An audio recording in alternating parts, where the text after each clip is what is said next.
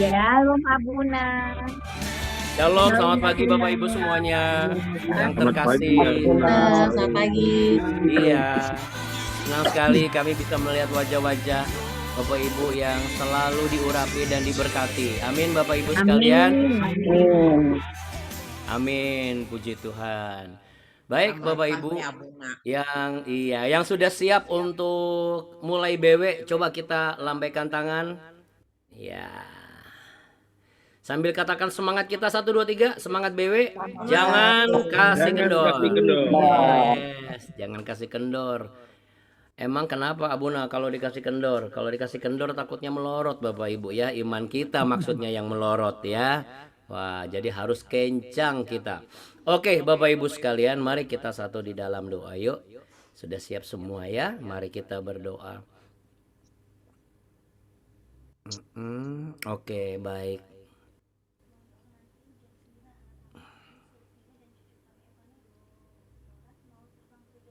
Oke, baik, baik.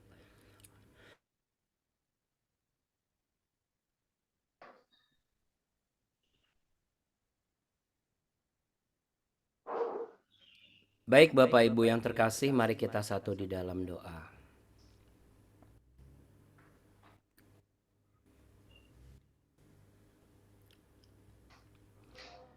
Bapa Surgawi, Allah yang kami sembah, Allah yang mulia, yang maha agung. Terima kasih ya Tuhan, kami merendahkan diri di hadapan tahta kasih karunia-Mu. Engkau menerima kami sebagaimana apa adanya kami. Engkau memulihkan kami, Engkau menjaga kehidupan kami senantiasa hari lepas hari. Saat ini kami datang untuk memuji menyembah Tuhan sebagai korban syukur kami dan rasa terima kasih kami atas kasih karunia yang telah Kau nyatakan dan Kau berikan dan kami terima. Bapa kami yang di surga, dikuduskanlah namamu, datanglah kerajaan-Mu, jadilah kehendak-Mu di bumi seperti di surga. Berikanlah kami pada hari ini makanan kami yang secukupnya, dan ampunilah kami akan kesalahan kami seperti kami juga mengampuni orang yang bersalah kepada kami. Dan janganlah membawa kami ke dalam pencobaan, tapi lepaskanlah kami daripada yang jahat. Karena Engkaulah yang punya kerajaan, kuasa, dan kemuliaan kekal sampai selama-lamanya. Bersama para malaikat di sorga dan hadirat-Mu Tuhan yang kami rasakan, kami percaya kerajaan-Mu hadir di tempat di mana kami berada saat ini, dan pemulihan, kesembuhan, kekuatan, mujizat yang luar biasa itu pasti kami alami. Yang sepakat dan siap memuji Tuhan sama-sama katakan amin. Amin, puji Tuhan. Ya, baik Bapak Ibu sekalian, pujian kita kali ini akan memberikan sebuah gambaran bagaimana kita menghadapi segala sesuatu tidak sendirian. Ada satu kasih dan juga penyertaan seorang Bapak di dalam kehidupan kita sebagai anaknya. Ia yang mengubah kita dari seorang hamba menjadi anak-anaknya, sebab dialah Bapa yang sangat baik.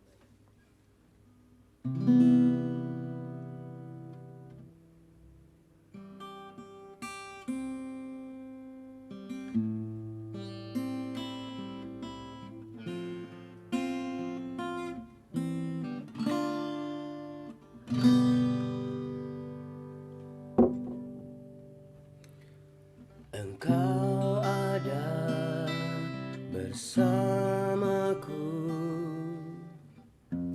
di setiap musim hidupku. Tak pernah Kau biarkan ku sendiri.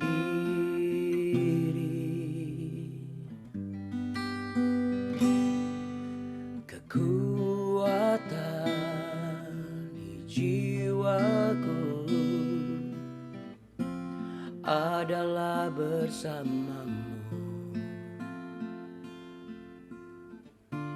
Tak pernah ku ragukan kasih-Mu.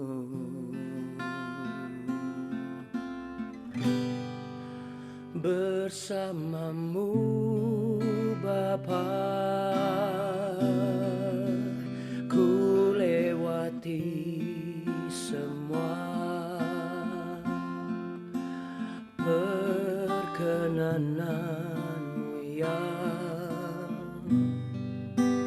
teguhkan hatiku. Engkau yang bertindak, memberi pertolongan. Anugerahmu besar melimpah bagiku. Engkaulah Bapakku yang baik, Kau tak pernah tinggalkan aku sendiri. Kasih-Mu dan perlindungan-Mu selalu hadir di setiap waktu. Engkau yang memelukku dalam segala keadaanku. Aku cukup datang kepadamu Bapa, dan menyerahkan seluruhnya, sebab Engkaulah Bapakku yang baik. Engkau ada bersamaku di setiap musim hidupku. Tak pernah Kau biarkan ku sendiri.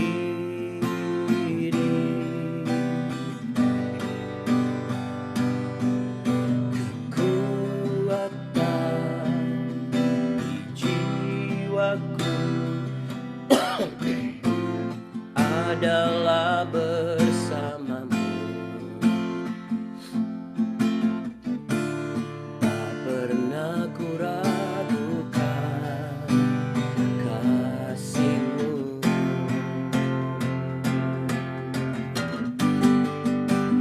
Bersamamu Bapa,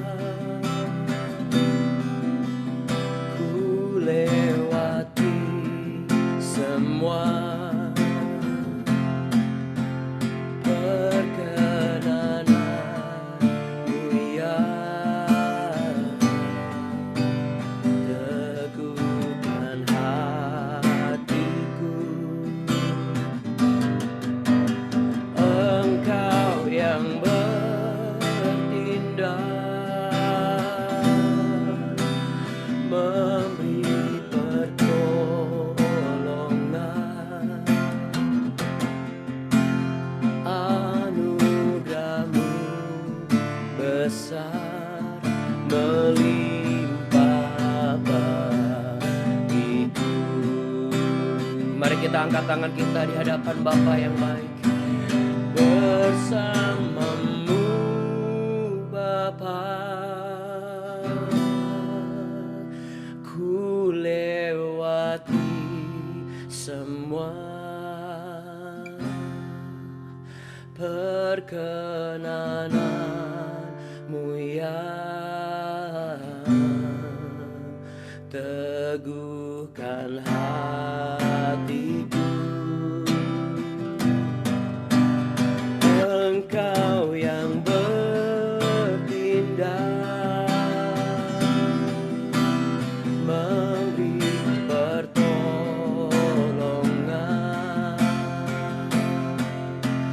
Anugerah-Mu besar melimpah bagiku.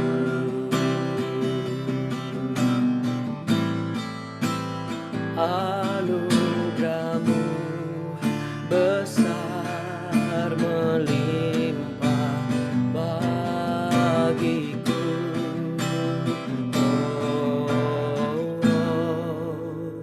Anugerah-Mu besar melimpah bagiku.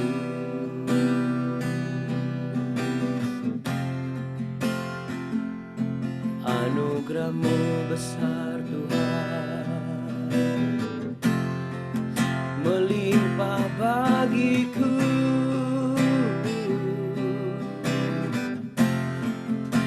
Terima kasih Tuhan Yesus.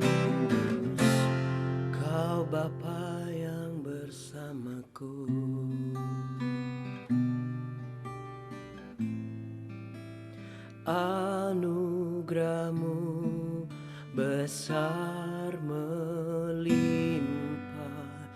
bagiku.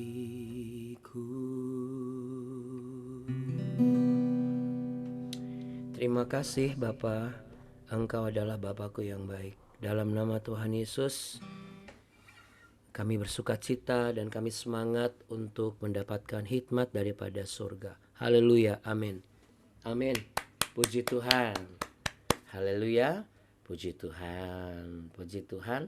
Haleluya. Oke Bapak Ibu yang terkasih, kita mau sama-sama lanjutkan ya. Makin seru nih Bapak Ibu. Ya, makin seru. Disiapkan Alkitabnya yuk. Kita siapkan Alkitab kita ya.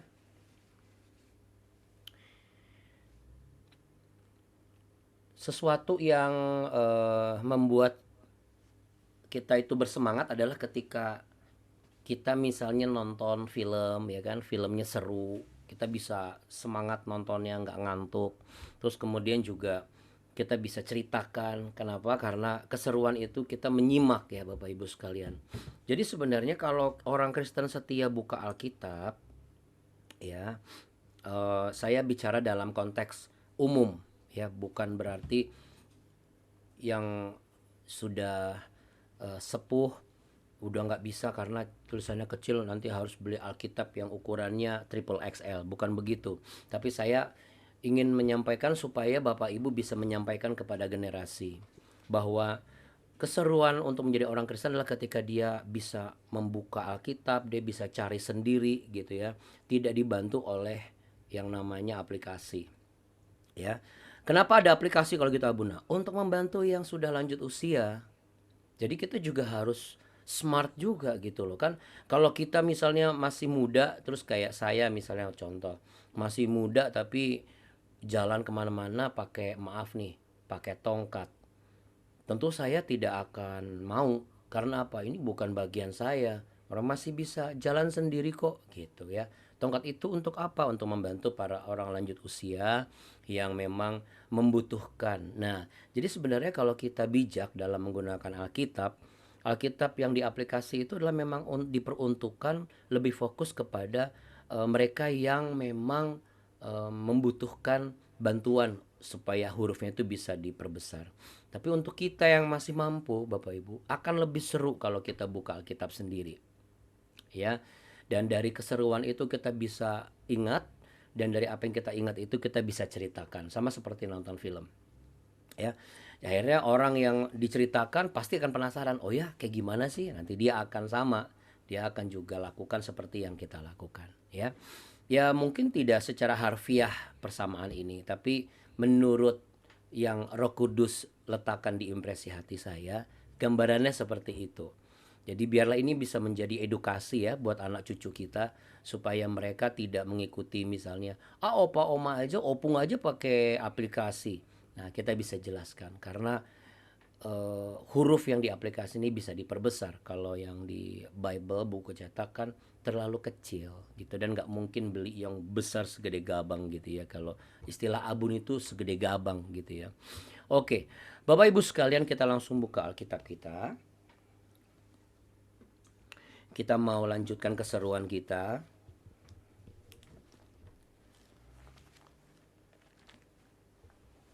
Masih di 1 Raja-Raja pasal yang ke-18.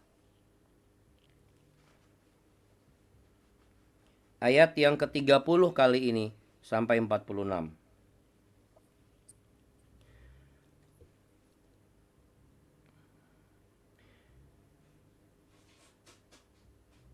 1 Raja-Raja pasal yang ke-18 ayat yang ke-30 sampai 46. Kata Elia kepada seluruh rakyat itu, "Datanglah dekat kepadaku." Maka mendekatlah seluruh rakyat itu kepadanya. Lalu ia memperbaiki mezbah Tuhan yang telah diruntuhkan itu.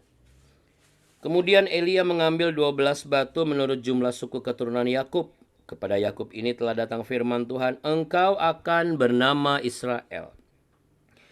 Ia mendirikan batu-batu itu menjadi mezbah demi nama Tuhan dan membuat suatu parit sekeliling mezbah itu yang dapat memuat 2 sekat benih. Ia menyusun kayu api, memotong lembu itu, dan menaruh potongan-potongannya di atas kayu api itu. Sesudah itu ia berkata, penuhilah 4 buyung dengan air dan tuangkan ke atas korban bakaran dan ke atas kayu api itu. Kemudian katanya, buatlah begitu untuk kedua kalinya. Dan mereka berbuat begitu untuk kedua kalinya. Kemudian bertanya, buatlah begitu untuk ketiga kalinya. Dan mereka berbuat begitu untuk ketiga kalinya. Sehingga air mengalir sekeliling mesbah itu. Bahkan parit itu pun penuh dengan air. Kemudian pada waktu mempersembahkan korban petang, tampillah Nabi Elia dan berkata, ya Tuhan Allah Abraham, Ishak dan Israel. Pada hari ini biarlah diketahui orang bahwa engkaulah Allah di tengah-tengah Israel dan bahwa aku ini hambamu dan bahwa atas firman-Mu lah aku melakukan segala perkara ini. Jawablah aku ya Tuhan, jawablah aku supaya bangsa ini mengetahui bahwa engkaulah Allah ya Tuhan dan engkaulah yang membuat hati mereka tobat kembali. Lalu turunlah api Tuhan, menyambar habis korban bakaran, kayu api, batu, dan tanah itu, bahkan air yang dalam parit itu habis dijilatnya. Ketika seluruh rakyat melihat kejadian itu, sujudlah mereka serta berkata, Tuhan dialah Allah, Tuhan dialah Allah. Kata Elia kepada mereka, tangkaplah nabi-nabi Baal itu. Seorang pun dari mereka tidak boleh luput. Setelah ditangkap, Elia membawa mereka ke sungai Kison dan menyembelih mereka di sana. Kemudian berkatalah Elia kepada Ahab, pergilah, makanlah dan minumlah sebab bunyi dera hujan sudah kedengaran. Lalu Ahab pergi untuk makan dan minum, tetapi Elia naik ke puncak gunung Karmel. Lalu ia membungkuk ke tanah dengan mukanya di antara kedua lututnya. Setelah itu berkata kepada bujangnya, naiklah ke atas, lihatlah ke arah laut. Bujang itu naik ke atas, ia melihat dan berkata, tidak ada apa-apa. Kata Elia, pergilah sekali lagi. Demikianlah sampai 7 kali. Pada ke-7 kalinya berkatalah bujang itu, wah, awan kecil sebesar telapak tangan timbul dari laut. Lalu kata Elia, pergilah katakan kepada Ahab, pasang keretamu dan turunlah. Jangan sampai engkau terhalang oleh hujan. Maka dalam sekejap mata langit menjadi kelam oleh awan badai, lalu turunlah hujan yang lebat. Ahab naik kereta lalu pergi ke Yizreel. Tetapi kuasa Tuhan berlaku atas Elia. Ia mengikat pinggangnya dan berlari mendahului Ahab sampai ke jalan yang menuju Yezreel. Ya, puji Tuhan. Luar biasa ya. Ini ada beberapa tahapan yang bisa kita terapkan Bapak Ibu sekalian dalam kehidupan kita. Ya.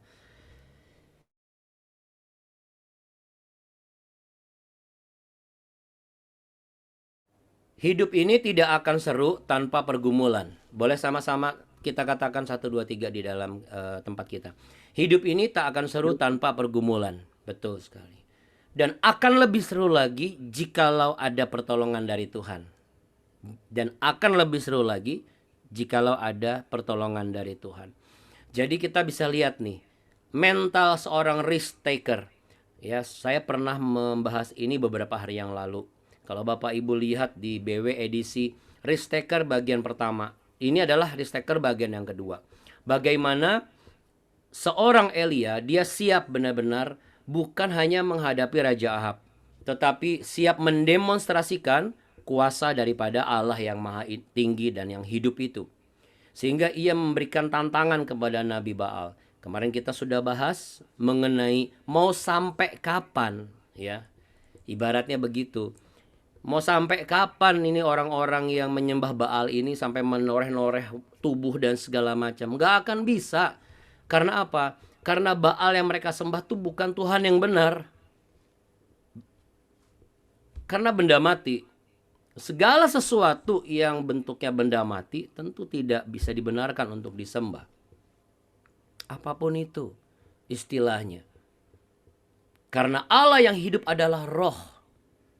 Roh yang menyelamatkan tubuh jiwa setiap orang yang percaya. Tetapi kalau benda mati, bagaimana dia mau menyelamatkan roh? Gitu aja gampangnya. Jadi kalau untuk mengubah mindset orang-orang yang masih percaya dengan patung, sekarang kita bisa balikin aja lagi. Kamu percaya dengan patung, ini kan benda padat nih, gitu. Bagaimana benda padat ini bisa menyelamatkan roh kita? Tapi kalau roh, dia bisa bermanifestasi kemana saja. Dia bisa masuk ke dimensi apapun. Tapi memang pasti akan dibilang, oh, dia juga ada rohnya. Ya karena kita yang ngasih benda mati itu roh. Beda dong. Kalau kita yang mengizinkan kita membuat hidup benda mati ini, contoh kayak boneka aja. Boneka kalau kita ajak ngobrol, terus lama-lama hidup bonekanya. Kok bisa hidup? Kayak Chucky dong. Bukan, boneka itu hidup karena apa? Karena alam bawah sadar secara psikologi kita tuh sudah membuat dan menghayal, mengimajinasi ini hidup. Jadi sebenarnya itu sejauh imajinasi kita aja Bapak Ibu. Kita hidup dalam hayalan semu. Tetapi Elia siap mengambil segala resiko. Dari mana Abuna tahu siap? Lihat bagaimana dia tantang bukan pakai minyak Bapak Ibu. Dia suruh pakai air. Sekarang kalau orang mau bakar api ya, bakar kayu. Mana ada sih kita bakar kayu pakai air. Saya masih ingat zaman saya pramuka dulu. Suruh cari kayu tuh kayu yang kering. Bukan kayu yang lembab. Karena kalau kayunya lembab mau dibakar langsung pakai itu pun juga nggak bisa. Dia harus kering. Daun-daun juga bukan daun-daun basah. Bukan daun-daun segar. Tapi daun yang kering. Supaya mudah terbakar. Tapi lihat. Bahkan Elia memberikan satu tantangan, satu challenge. Yang kontradiktif secara normal orang mau bakar kayu. Dalam kehidupan ini. Dalam hari ini nih misalnya. Bapak Ibu dalam usaha, dalam keluarga. Menghadapi setiap target dan juga perjuangan dan pergumulan. Dalam menghadapi setiap pergaulan bagi generasi masa depan. Memang pasti akan kontradiktif dengan dunia ini. Kalau kita berdiri di posisi Tuhan yang benar. Jadi jangan kaget dan jangan heran. Kok saya paling beda ya? Kok teman-teman saya nggak begitu ya? Nggak akan mungkin begitu. Karena mereka memang beda. Mereka memang beda bukan karena kita sombong, kita yang paling benar. Enggak. Ini bicara mengenai pribadi siapa yang kita sembah sebagai Tuhan. Kan gitu. Makanya kita juga tidak boleh menuhankan suami. Kita nggak boleh menuhankan istri. Saya nggak pernah menuhankan suami atau menuhankan istri. Ketika kita memandang suami atau istri atau anak terlalu sempurna, boleh mereka dijadikan teladan. Karena memang kodratnya suami jadi imam, kodratnya istri jadi tiang doa, kodratnya anak-anak jadi generasi sebagai representatif apa yang sudah kita ajarkan dan kita edukasi sejak mereka kecil. Boleh kita banggakan seorang manajer di dalam perusahaan kita. Nggak masalah, tapi jangan terlalu mendewakan itu masalahnya. Karena kalau kita terlalu mengidolakan, pasti ujung-ujungnya akan mengecewakan. Dan itu nanti akan jadi senjata makan tuan. Sesuatu yang berbalik kepada kita yang harus jadi berkat, jadi kutuk. Kenapa?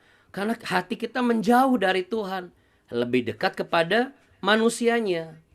Sekali lagi saya mau katakan bahwa sekalipun kita nih berbeda.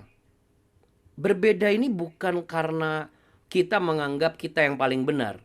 Tapi kita menyembah Tuhan yang benar. Jadi kita mau mengidolakan tokoh siapa silahkan. Tapi jangan lebih daripada pribadi Tuhan yang benar. Yaitu siapa Bapak Ibu? Yesus Kristus. Ya, taruh tangan di dada. Tokoh idolaku di atas segala tokoh dan idola adalah Yesus Kristus. Dia Tuhan yang benar. Dialah Allah. Ya memang yang zaman Nabi Elia belum inkarnasi nih jadi manusia. Sehingga ketika Nabi Elia menghadapi sesuatu yang secara kodratnya bakar kayu api, ada daging yang juga basah, potongan-potongan, itu harusnya pakai 4 buyung minyak. Ini pakai 4 buyung air. Berlawanan. Air ketemu sama api, itu kan gak pernah bisa nyambung. Kalau orang kebakaran aja ibaratnya ya, kalau kebakaran disiram pakai air kan bisa langsung tambah kebakaran. Kan sudah terbakar dulu. Ini kan belum terbakar masalahnya. Mau coba sampai rambut kita panjang gondrong pun juga nggak akan pernah terbakar kalau sesuatu yang basah. Tapi kalau sesuatu yang terbakar, kita langsung siram kayak kompor nih. Kita masak di wajan, terus wajannya kekeringan, gosong, terbakar. Nah, kita yang benar itu ambil kain basah, lalu tutup. Bukan langsung disiram air pakai satu botol air, tambah gede apinya. Itu betul. Tapi ini kan belum terbakar. Jadi jangan gentar karena kita punya Tuhan yang benar. Apa yang membuat saudara hari-hari ini atau minggu-minggu ini atau bulan-bulan ini merasa sedikit gentar? Apakah nggak boleh, Abuna? Saya kan juga manusia. Saya rasa proses yang Tuhan izinkan, Nabi Elia harus ketemu janda Sarfat dan lain sebagainya adalah untuk membentuk mental dia menghadapi 450 Nabi Baal ini. Dan dia dengan sangat berani mendemonstrasikan bagaimana cara yang berbeda. Nah, apa rahasianya?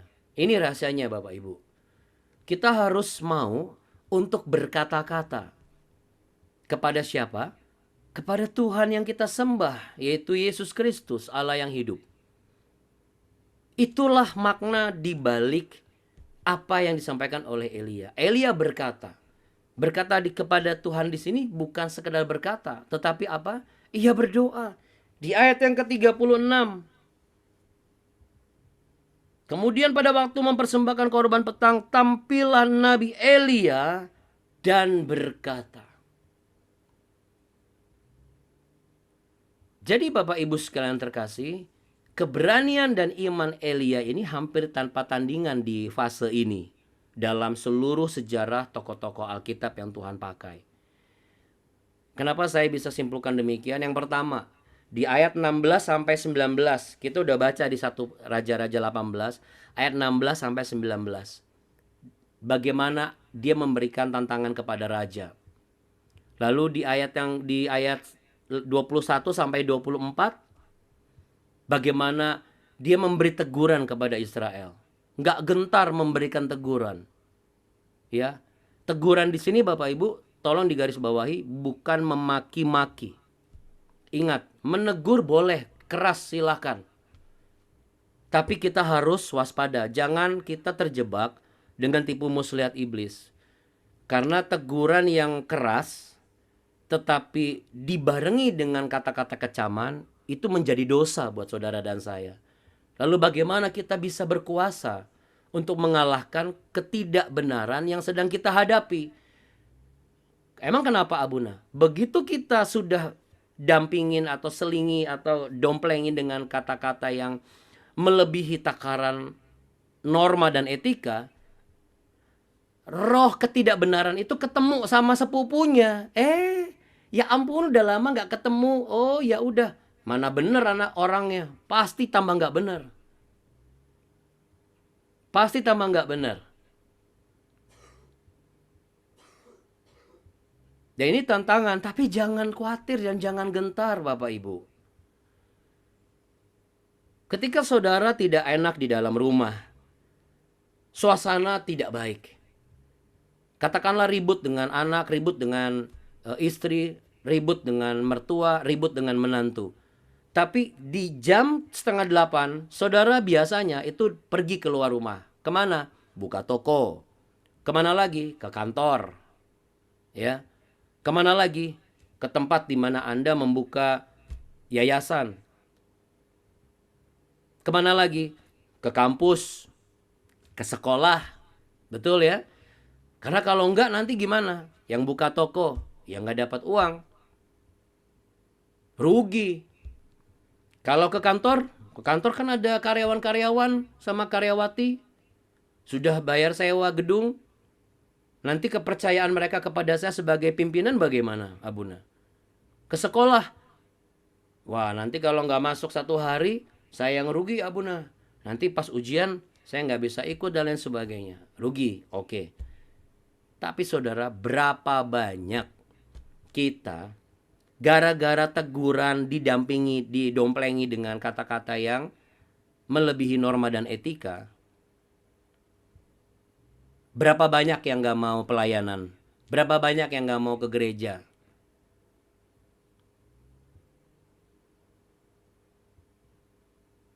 Sekarang kalau dibalikin lagi, kalau kita merasa rugi gak kerja, kita merasa rugi gak sekolah, sekalipun di rumah tuh terjadi ribut besar,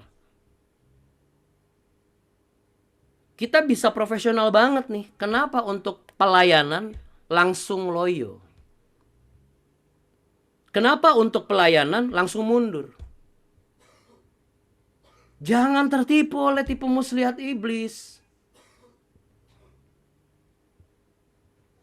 Langsung gak mau berdoa.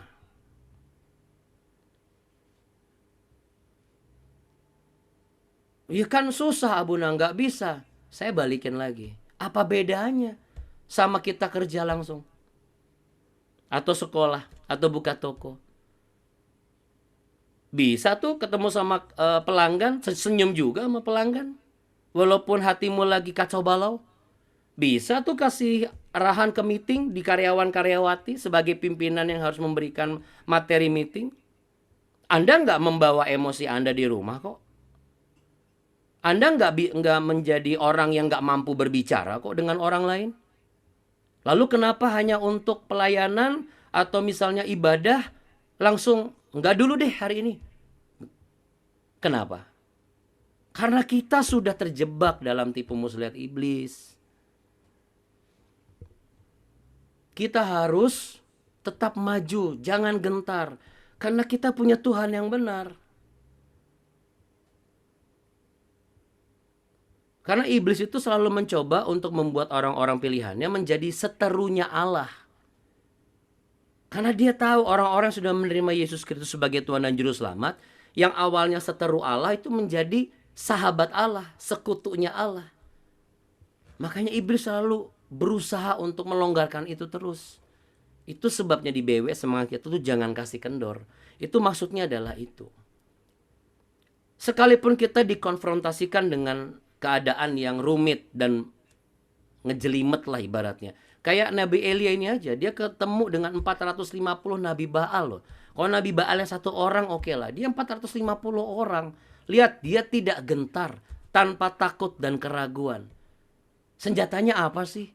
Senjatanya cuma doa dan iman kepada Allah yang hidup. Amin. Untuk menghadapi kebiasaan melonggar, ngambek, gak mau datang ibadah, gak mau pelayanan, bikin alasan ini, alasan itu, dan lain sebagainya. Nanti giliran Tuhan kasih alasanmu jadi benar-benar sebagai doamu, engkau akan nyesal. Kalau engkau sering gak ibadah gara-gara alasannya sakit lah, keluar kota lah, oh gak bisa lah, inilah, itulah, apalah, dan segala macam. Hanya karena apa? Bete di rumah. Tapi ketika bete di rumah, engkau juga kerja kok. Betul gak? Buka toko juga kan? Karena engkau punya kesadaran, rugi ini kalau saya gak kerja. Nah, sekarang saya mau tanya, kita sebagai orang Kristen, adalah kerugian besar gak kita rasakan kalau kita tidak datang ibadah dan menyembah Tuhan dan melayani Tuhan? Kalau kita tidak merasakan kerugian besar, kita harus bertobat. Makanya di situ dikatakan tobat kembali. Engkaulah yang membuat hati mereka tobat kembali. Bukan mereka yang merenung sendiri, bikin tenang hati, lalu bertobat. Bukan. Makin kita itu semakin sesak, makin terpuruk dan mangkel karena kecewa dan lain sebagainya. Kita tuh harus makin dekat sama Tuhan. Karena Elia sendiri menyerukan, karena engkaulah yang membuat mereka tobat kembali. Jadi kita harus sadar Bapak Ibu, kalau saya ini mau pulih, bukan saya yang membuat diri saya tobat kembali. Saya datang kepada Tuhan yang hidup, maka Tuhan yang hidup ini yang membuat saya bertobat. Dengan catatan apa? Hati kita terarah kepada Tuhan Yesus. Mari Bapak Ibu sekalian, Senin, Selasa, Rabu, Kamis, Jumat, Sabtu adalah sebuah cerita dalam kehidupan kita supaya seru. Apa? Pergumulan demi pergumulan. Amin. Tapi hari Minggu itulah saatnya di mana kita merayakan setiap kemenangan yang kita alami dari Senin, Selasa, Rabu, Kamis, Jumat, Sabtu. Minggu kita rayakan sama-sama. Kalau ada yang kalah di hari Minggu, mereka akan melihat, wah, saya juga pengen loh. Tapi gak cuma hari Minggu saja. Senin sampai Sabtu saya pengen berkemenangan. Apa rahasianya? Udah jawabannya gak usah bingung-bingung. Sudah, mulai besok kamu cari di YouTube aja. Ketik Be Worshipper BW. Ikut BW berkemenangan Senin sampai Sabtu. Amin. Bukan karena BW-nya. Saya juga sadar sama Abu nih, bukan karena kami. BW ini semua buah karya Tuhan Yesus kok. Tapi kalau kami saja berkemenangan setiap hari. Artinya setiap pergumulan kami hadapi. Jadi konsep kita sekarang sudah berubah kalau kita sebagai orang yang bertumbuh. Orang benar yang bertumbuh tidak akan pernah gentar sebab dia selalu bersama dengan Tuhan yang benar. Amin. Istri yang benar bertumbuh adalah istri yang tidak pernah gentar karena ia percaya selalu bersama dengan Tuhan yang benar. Suami yang benar dan bertumbuh adalah suami yang tidak pernah takut dengan segala ancaman dan juga godaan di luar sana. Sebab apa? Dia percaya, dia bersama dengan Tuhan yang benar. Suami istri yang benar dan bertumbuh adalah suami istri yang saling percaya bahwa istrinya atau suaminya adalah pribadi yang tidak akan takut dengan segala tantangan dan godaan dan ancaman karena bersama dengan Tuhan yang benar. Tentu ini harus ada buktinya, nggak bisa hanya sekedar percaya. Makanya setiap suami dan istri itu harus saling membuktikan dari kehidupan sehari-hari. Anak-anak pun kita ajarkan seperti ini. Mereka harus lebih banyak berkata-kata kepada kita. Nah, jadi kalau Anda bertanya, bagaimana caranya supaya saya bisa punya iman dan keyakinan tanpa takut dan keraguan kepada Allah? Sederhana saja. Doa. Saya sering doa, Abuna. Lihat bagaimana Elia mengajak doa para bangsa Israel.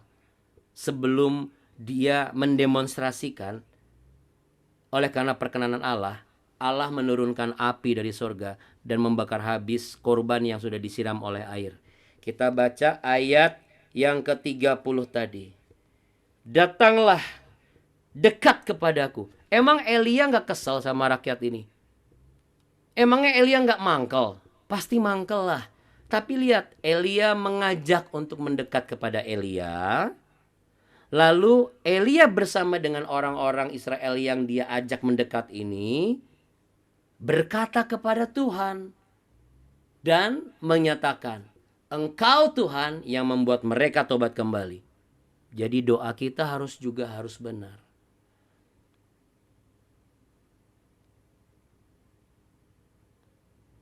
Kita harus punya satu perspektif kebenaran dalam berdoa. Tuhan, Engkaulah yang membuat tokoku diberkati kembali.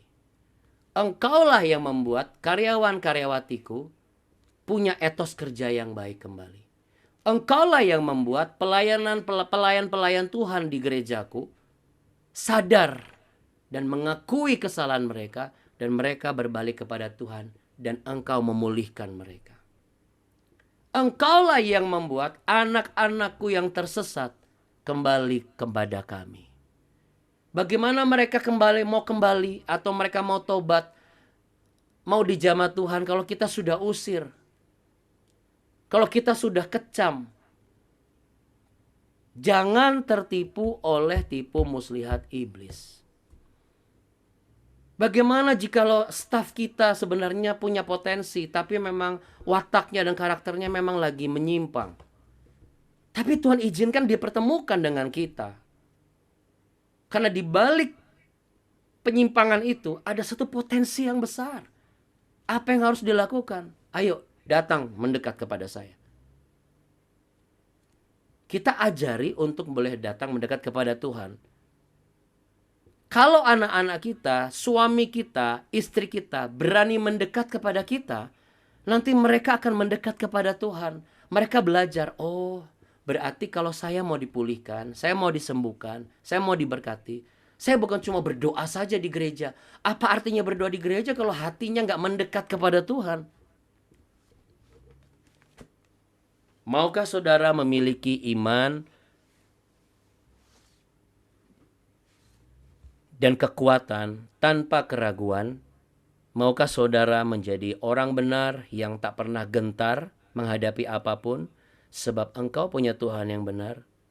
Letakkan tangan di dada, pejamkan mata. Engkaulah yang akan mengubah konsep setiap orang-orang yang mau datang kepada Tuhan setiap pagi. Engkaulah Allah yang juga memberkati mereka. Engkaulah Allah yang juga menolong dan memberikan kekuatan yang baru kepada mereka. Kalau setiap orang selama ini merasa adalah sebuah kerugian kalau tidak bekerja, kalau tidak membuka toko, sekalipun sebelum berangkat hati ini dongkolnya setengah mati Tuhan, kecewanya itu ampun-ampunan, sedihnya nggak karuan, tapi kami tetap bisa karena kami ada satu pemikiran, rugi kalau nggak datang, rugi kalau nggak sekolah, rugi kalau nggak buka toko. Kami minta ampun, kami mau bertobat. Engkaulah yang membuat kami bertobat. Kalau selama ini kasih kami kepadamu mudah sekali dingin, ampuni kami Tuhan.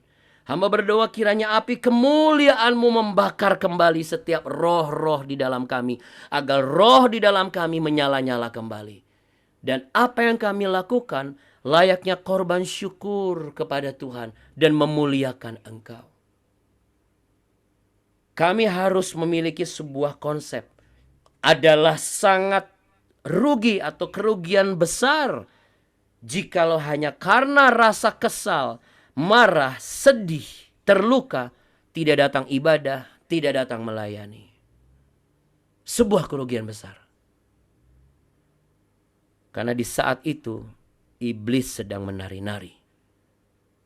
Tetapi jikalau kami tetap mau datang kepada Tuhan, sekalipun rumah tangga kami belum pulih, keuangan kami belum pulih, keluarga kami belum pulih, tapi kami percaya kami akan lebih rugi lagi kalau kami tidak datang kepada Tuhan. Maka Tuhan juga yang akan membalikan keadaan. Engkaulah yang akan memberkati kami dengan berkat yang daripada sorga dilimpahkan seperti hujan yang diberikan ketika Ahab mulai masuk naik kereta. Bergegas adalah sebuah keputusan yang penting. Pagi hari ini kami mau bergegas untuk datang kepada Tuhan. Kami yakin dan percaya, sekalipun mungkin di mata kami berkat itu tidak lebih dari setelapak tangan. Biarlah iman dan mental kami tidak gentar. Sebab awan yang terlihat seperti selapak tangan saja bisa memberikan hujan untuk seluruh negeri. Berkat yang kami terima mungkin jumlahnya tidak besar ini akan mampu mencukupi seluruh keluarga kami. Kami tidak akan berkekurangan. Terima kasih ya Tuhan. Hamba berdoa agar setiap anak-anak dan cucu yang diajak mendekat kepada setiap orang tua, mereka mau mendengar dan menyimak dan hati mereka berbalik kepada orang tua dan hati mereka berbalik kepada Tuhan. Mereka menjadi generasi masa depan yang tidak takut dan tidak gentar sebab mereka memiliki dan menyembah Tuhan yang benar. Diberkatilah setiap orang yang hari ini terbuka, menyerap, menyimpan dan siap melakukannya. Dan tidak lagi undur dari apa yang telah Tuhan percayakan sebagai tanggung jawab dalam hidupnya, pekerjaannya, dan pelayanannya. Maka apa yang tertutup pasti Tuhan buka. Tidak ada yang mustahil. Kalau kayu dibaluri oleh air saja bisa terjilat oleh api dan menghanguskan seluruh korban di atas kayu ini. Maka apapun keadaan kami, jikalau api kemuliaan turun, api kemuliaan dari sorga hadir, lawatan Tuhan turun, maka pekerjaan kami, toko kami, pelayanan kami, perusahaan kami akan menjadi korban syukur mewangi. Sebab Engkau yang memberkati dan menjadi berkat bagi setiap orang yang melihat dan menikmatinya. Terima kasih ya Tuhan Yesus. Kami juga berdoa pasca operasi Ibu Justinus, Tuhan berkati, Tuhan jaga dan pelihara. Kami juga berdoa untuk menantu dari Pak Mardani dan juga anak Ibu Feni Sylvia dan Evano S. Dongoran yang mau terbang ke Jogja. Tuhan memberkati pelayanan, penyertaan Tuhan ada di dalam kehidupan mereka dan perjalanan mereka sampai di Jogja dengan selamat tidak kekurangan suatu apapun. Diberkatilah engkau para istri, hatimu tetap suci dan bersih sebagai istri yang mengasihi suami, mengampuni suami. Diberkatilah engkau sebagai ibu yang merangkuh dan merangkul anak-anakmu. Diberkatilah engkau para bapa sebagai laki-laki yang takut akan Tuhan, sebagai imam yang benar bagi keluargamu dan sahabat bagi anak-anakmu. Diberkatilah engkau anak-anakku sebagai generasi masa depan yang dapat diandalkan, memuliakan Tuhan dan menyelesaikan apa yang sudah dimulai oleh orang tuamu dan menjadi generasi yang memelihara kehidupan orang tuamu, menghormati ayah ibumu dan memuliakan Tuhan dan melayani Tuhan sepanjang umurmu. Diberkatilah engkau para pengusaha-pengusaha, apa yang kau buka dan kau usahakan, karir semua yang engkau kerjakan, semua itu adalah cara Tuhan untuk menunjukkan engkau tidak akan gentar sebab engkau memiliki Tuhan yang benar. Dan diberkatilah setiap para istri, kandungannya, kesehatannya, engkau akan dikaruniai dan anugerahi. Apa yang Tuhan janjikan itu. Sabarlah dalam menanti. Terimalah setiap jalan yang Tuhan izinkan. Karena Tuhan bekerja dengan caranya sendiri. Kita hanya bisa menerima dan percaya bahwa Tuhan kita adalah Tuhan yang benar. Yesus Kristus namanya. Terimalah berkat damai sejahtera cinta kasih Tuhan di dalam nama Yesus Kristus Allah yang hidup, yang mengurapi dan memberkatimu berlimpah-limpah-limpah. Ia menyinarimu dengan wajahnya dan memberimu kasih karunia. Tuhan Yesus menghadapkan wajahnya kepadamu. Firman-Nya yang kau terima akan menjadi pelita bagi pekerjaan dan juga langkah hidupmu. Dan engkau akan hidup dalam keberhasilan, keberuntungan, dan kemenangan hari lepas hari. Yang tidak akan gentar karena punya Tuhan yang benar. Sama-sama katakan amin. Amin. Sama-sama katakan Bapak Ibu. Tak gentar bersama Tuhan yang benar. 1, 2, 3. Tak gentar bersama Tuhan yang benar. Haleluya. Puji Tuhan ya. Selamat membagikan apa yang kau dapat hari ini. Oke? Shalom Bapak dan Ibu, terima kasih. Tuhan Yesus memberkati. Terima kasih Abuna. Terima kasih Abuna. Terima kasih Abuni. Terima kasih Abuna. Terima kasih Abuni. Terima kasih Bapak Ibu semua. Iya, Abuna, Abuni, semuanya yang ada di grup BW ini, Bapak-Bapak, Ibu-Ibu, terima kasih ya kita bisa berkumpul pagi ini. Bersyukur Tuhan hadir dalam kehidupan kita untuk kemenangan. Amin. Amin. Yes, itu dia baru semangatnya luar biasa ya. Haleluya. Puji Tuhan. Puji Tuhan. Haleluya. Haleluya. Oke. Kita masih ada, kayaknya sudah nggak ada, sudah habis ya hari kita ya. Besok ada BW nggak ya? Atau besok BW-nya libur aja, bagaimana Bapak Ibu? Oh jangan kamu. Oh jangan, kami juga nggak mau Bapak Ibu. Oke Bapak Ibu sekalian, pokoknya semangat kita tetap menyala-nyala ya. Jangan kasih kendor. Oke, tak gentar bersama Tuhan yang benar. Tuhan Yesus memberkati Bapak Ibu. Dadah. Amin. Dadah. Buna, Buni. Buna, Buni. Memberkati. Leli, semuanya.